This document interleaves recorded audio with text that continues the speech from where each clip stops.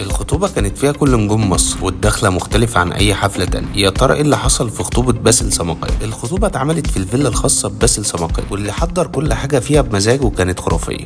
كل الموجودين كانوا فنانين وفنانات مصريين وعرب، واللي أحيا الفرح كان تامر حسني، واللي دخلته كانت حكاية، واللي نزل من على الأسانسير قدام كل المعازيم على المسرح على طول. ده غير مريم فارس اللي قلبت الدنيا، وباسل سماقية ما اتحركش من جنبها طول ما هي بتغني. وطبعا كانت ليلى علوي وإلهام شاهين أول الموجودين، ده غير نجوم تانية كتير. انتوا ايه رأيكم في اللي حصل في الخطوبة؟